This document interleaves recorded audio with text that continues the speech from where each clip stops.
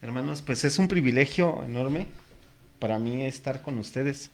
Yo me siento privilegiado cada vez que tengo la oportunidad de visitar, ¿verdad?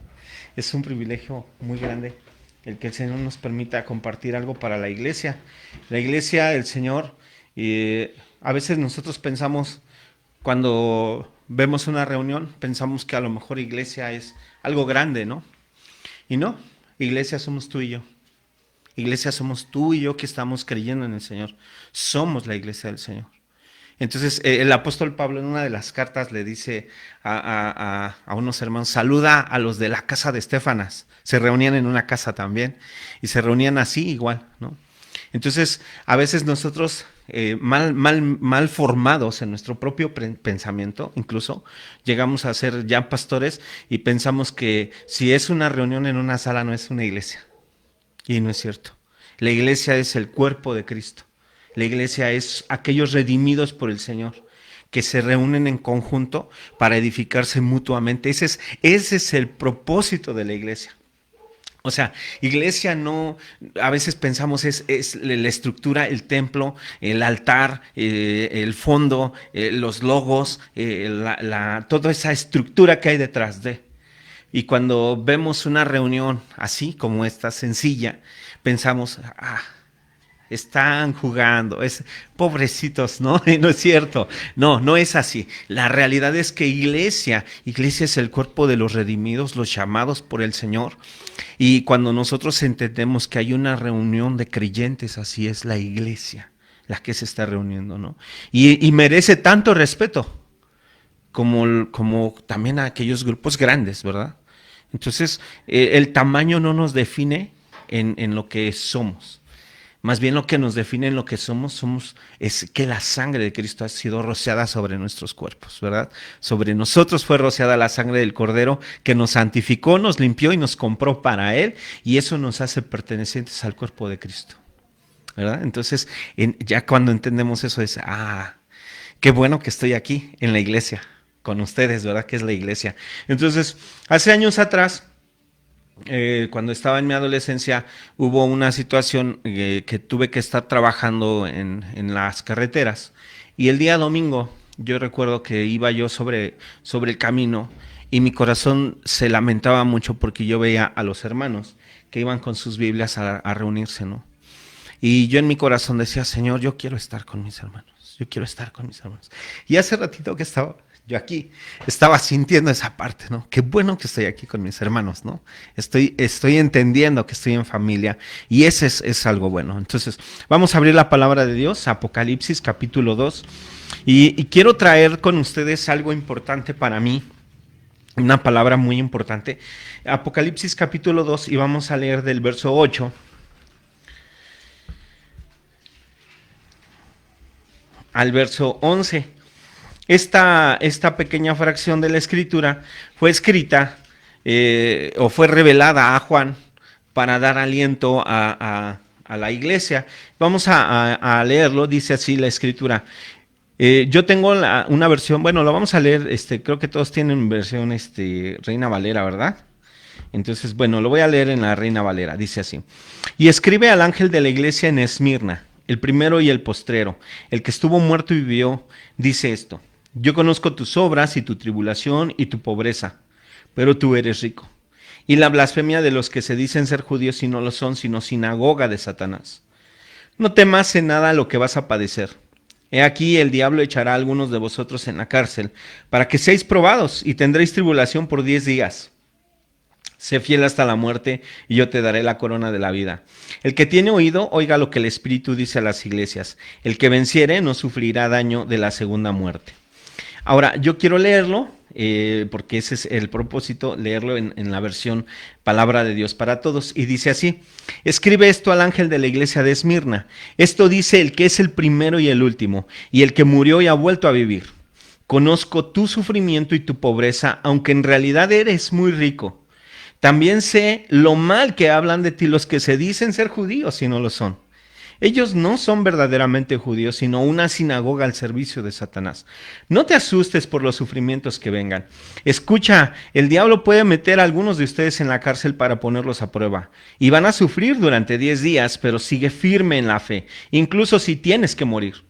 Si no renuncias a tu fe, yo te premiaré con la vida eterna. Oigan bien lo que el Espíritu dice a las iglesias. El que salga victorioso será librado de la segunda muerte. Entonces, esta versión como que nos da un panorama más actual de lo que está diciendo, ¿no? O sea, como que ya podemos comprenderlo un poco mejor. Y nos está diciendo algo acerca de la burla que se recibe. Y bueno, ahorita vamos a hablar propiamente sobre esta carta. Cuando hablamos nosotros de Apocalipsis, es importante entender, Apocalipsis es una revelación que Dios le da a Juan. Juan, siendo exiliado en la isla de Patmos, recibe una revelación de parte de Dios y el Señor le dice, escribe lo que ves. Y entonces él empieza a escribir.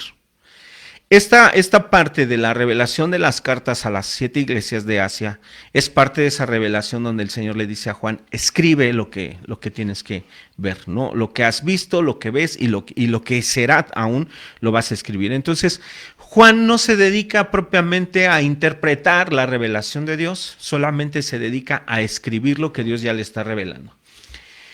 Y nosotros, ya teniendo esta carta, ya todo el Apocalipsis, pues en la actualidad ya empiezan a surgir la forma de cómo vamos a interpretar ahora estas cartas.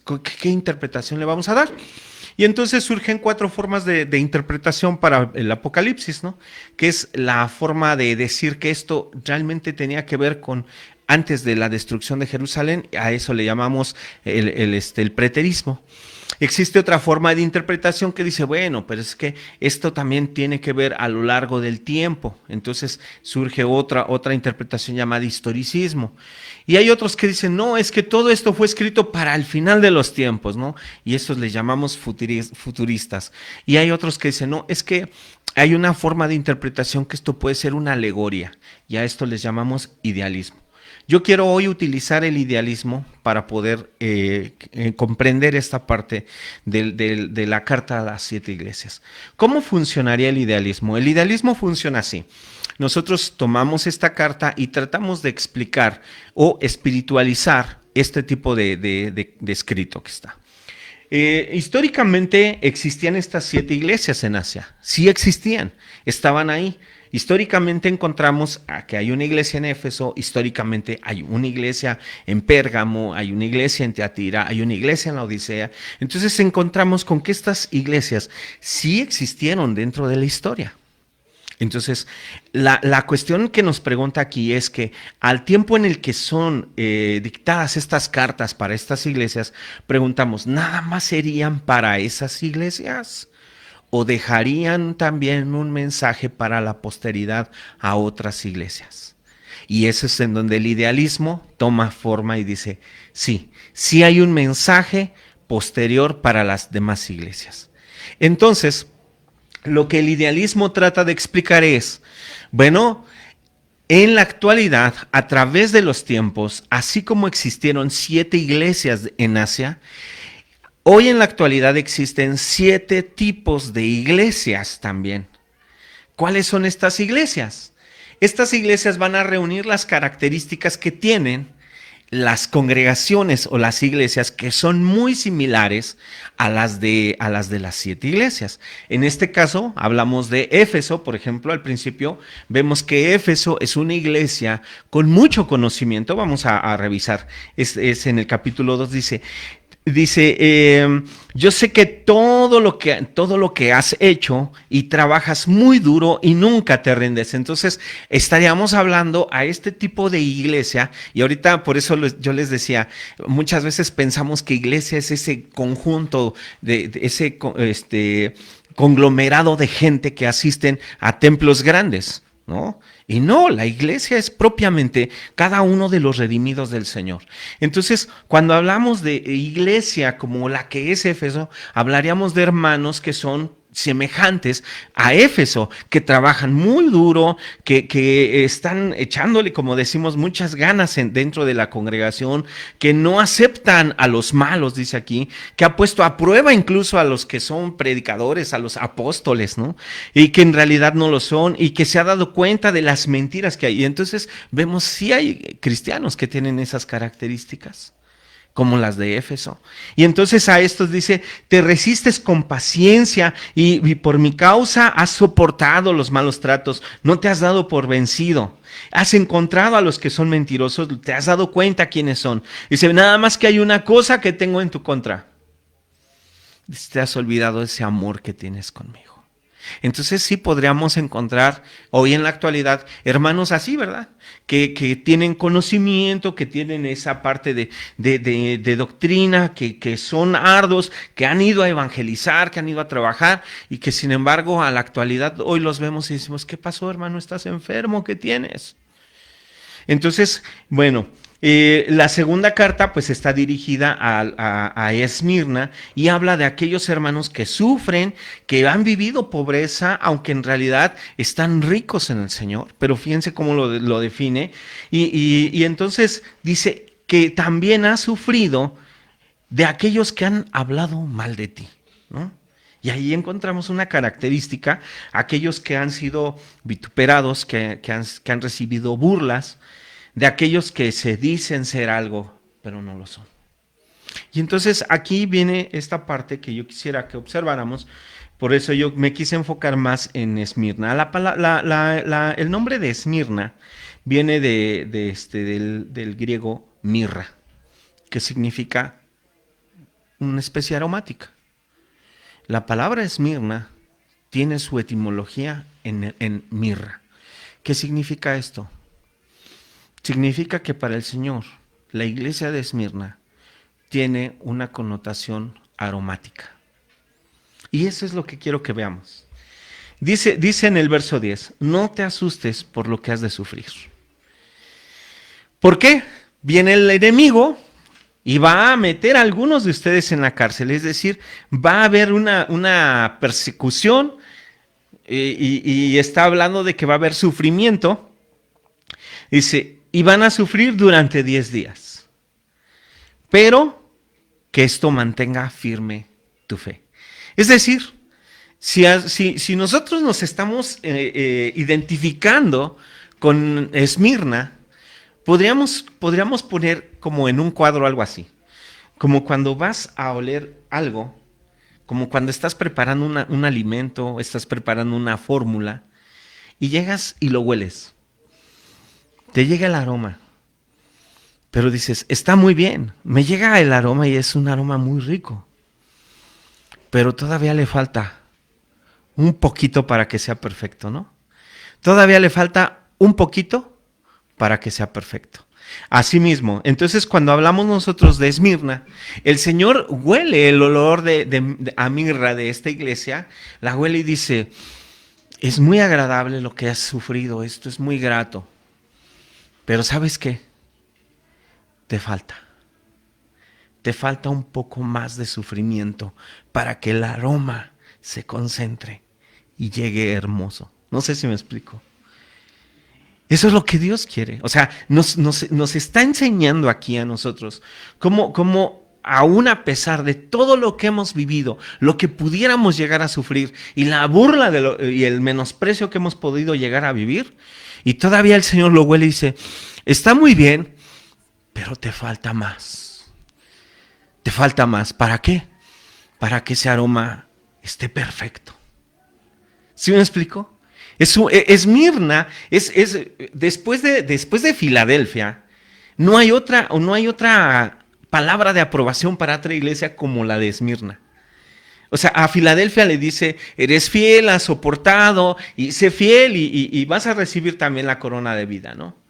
Pero a nadie más le dice eso.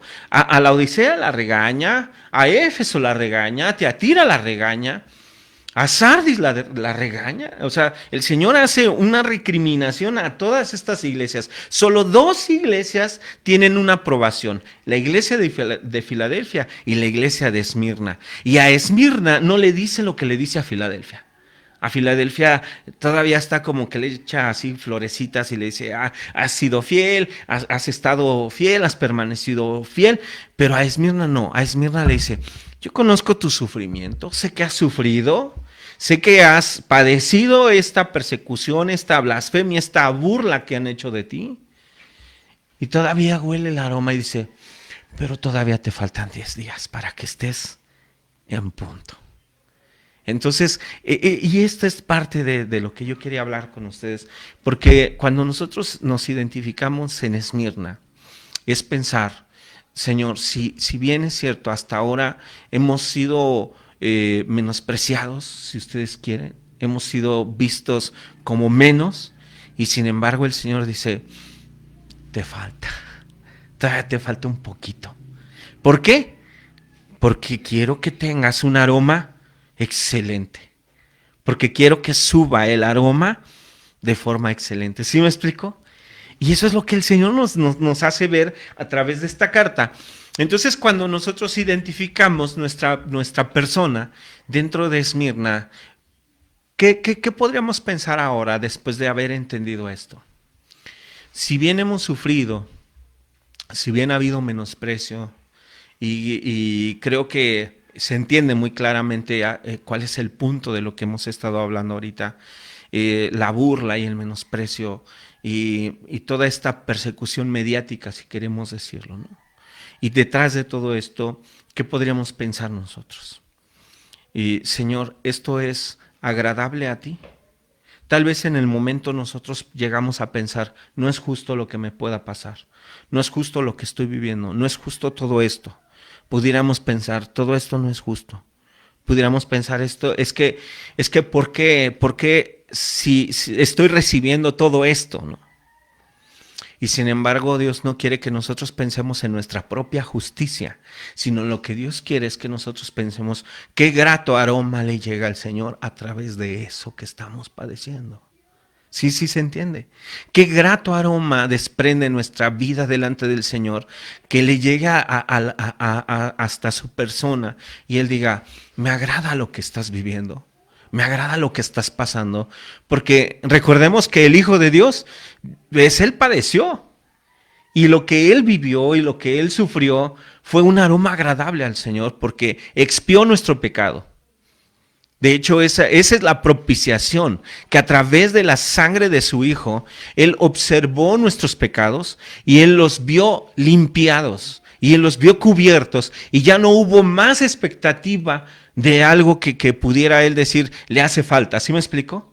Y así que a nosotros, cuando Él ve nuestro sufrimiento y ve que sufrimos y padecemos a causa de la verdad en su nombre, el Señor lo observa y dice, me agrada.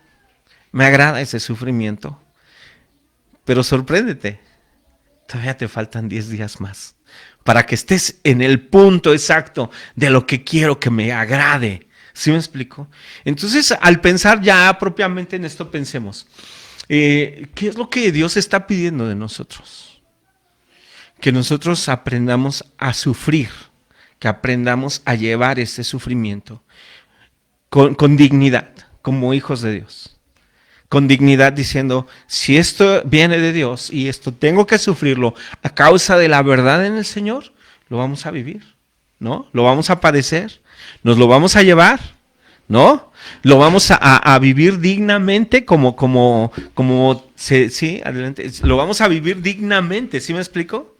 Nos lo vamos a llevar en el cuerpo y lo vamos a sufrir en nuestro cuerpo y en nuestro carácter, y a lo mejor todas esas lágrimas que se ha causado a causa de la burla y del menosprecio, lo vamos a llevar en nuestro corazón y vamos a decir, Señor, es que esto es lo que te agrada a ti, esto es lo que tú estás observando. ¿Sí me explico? Y al recibirlo en nosotros y al llevarlo en nosotros, sabemos que esto es agradable al Señor. Somos ahora conformados como un perfume grato. Hay un canto que me encanta mucho, ¿no? Que habla de eso. Dice, cuando pienso en tu amor, en tu fidelidad, no puedo hacer más que postrarme a adorar, ¿no? Y dice, que mi vida sea para ti como ese perfume, el perfume, y está hablando precisamente el perfume que fue derramado en ese alabastro a los pies del maestro, con el que la mujer enjugó sus lágrimas y lo secó con sus cabellos, ¿sí? Se han leído esa parte de la escritura, ¿no? Y el alabastro que rompió esta mujer, ¿qué era? Era un frasco de mirra, un olor fragante muy caro. Y eso es de lo que está hablando el Señor. Eso es lo que quiere el Señor cuando nos dice, todavía te faltan 10 días. Te falta para que estés en el punto exacto del olor, del aroma fragante. ¿Qué es lo que Dios quiere que seamos? Un alabastro fino, que se pueda romper a sus pies, que pueda servir como fragancia para sus pies. Entonces, qué hermoso, o sea, qué hermoso que el Señor nos defina de esa manera, porque ahora pensamos en todas las injusticias y en todas las cosas que pudiéramos haber padecido y las vemos como ese medio que nos fue moliendo, como se muele la mirra. La mirra, para que suelte su esencia, tiene que ser molida. Entonces, exactamente todo eso funcionó como ese molino que fue remoliendo nuestro carácter y fue remoliendo nuestra vida, y todas esas lágrimas y menosprecio que fuimos recibiendo fue haciendo de nosotros, sacando esa parte, nuestras lágrimas, de decirle, Señor, es que no es justo esto que me está pasando, ¿no? Es que no es justo esto que me está sucediendo, no es justo todo esto que estoy viviendo. Y ahora el Señor lo ve y dice, bueno, todavía te faltan 10 días, ¿no? Todavía te faltan 10 días para que el aroma esté concentrado. Entonces, pensando en esa parte, pensando, ¿cómo vamos a observar ahora el sufrimiento? ¿Cómo vamos a observar ahora el menosprecio? ¿Cómo vamos a observar ahora esta situación en la que nos se burlen o nos hagan menos o nos aíslen, nos releguen? ¿Cómo lo vamos a ver? Como algo agradable para Dios. Qué bueno. Gracias a Dios que no llenamos el perfil, ¿no? Gracias a Dios que no somos lo que ellos quieren que seamos. Gracias a Dios, ¿para qué? Porque gracias a eso somos aroma fragante al Señor. Así como pues hacemos honor al nombre que Dios nos ha dado, de lo más vil y menospreciado, ¿no? Si no hubiera sido así, entonces, pues ¿cómo? Pero el Señor tomó de ahí para hacernos ahora su pueblo, y ahora a este pueblo, a esta iglesia llamada Esmirna, el Señor quiere que esta iglesia sea molida, quiere que esta iglesia sea perseguida, quiere que esta iglesia sea machacada, sea menospreciada, sea burlada. ¿Para qué? Para que saque la esencia de lo que es, y porque esas lágrimas, ese es el aroma fragante del Señor que dice, me agrada, ¿no? Entonces, tengamos en mente que todavía nos hacen falta 10 días, más así.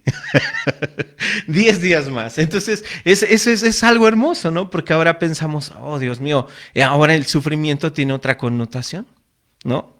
Ahora lo que he vivido tiene otra connotación. Ya no lo veo como que fue injusto, sino ahora lo veo como que, pues venga, si va a ser así, pues que venga más, ¿no?